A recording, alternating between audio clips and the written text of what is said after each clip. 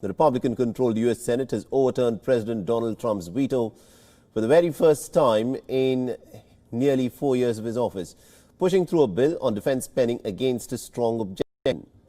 The move comes just 20 days before Donald Trump is all set to leave the White House on the 20th of this month.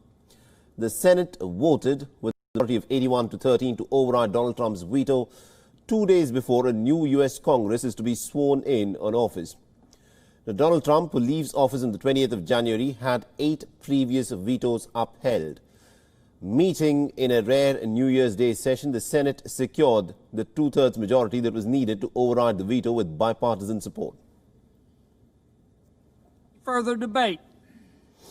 If not, the question is, shall the bill pass, the objections of the President of the United States to the contrary notwithstanding?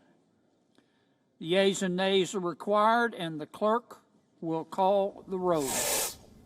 Senators in the chamber wishing to vote or change their votes. Now remember, a U.S. president has the power to veto a bill passed by the Congress, but lawmakers can uphold the bill if two-thirds of both the House of Representatives and the Senate vote to override it. Now, earlier, the Democrat-controlled House of Representatives had passed the bill on Monday.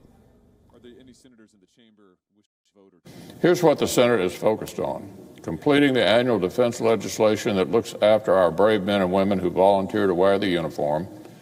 We've passed this legislation 59 years in a row, and one way or another, we're going to complete the 60th annual NDAA and pass it into law before this Congress concludes on Sunday.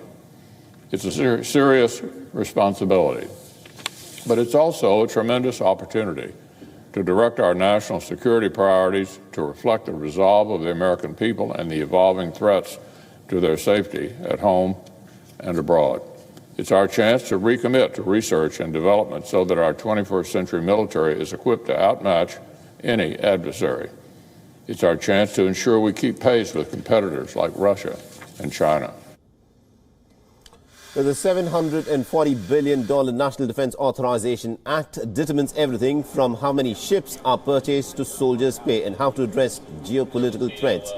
However, Donald Trump had refused to sign it into a law because it did not repeal certain legal protections for social media platforms and did include a provision stripping the names of Confederate generals from military bases. Now, Trump has ramped up pressure on fellow Republicans and has slammed party leadership for failing to do his bidding on the two measures since losing his re-election bid in the month of November. Donald Trump has also lashed out at the Republican leaders for not fully backing his unsupported claims of voter fraud and also for rejecting his demand for bigger COVID-19 relief paychecks for the people of the United States of America. WION is now available in your country. Download the app now and get all the news on the move.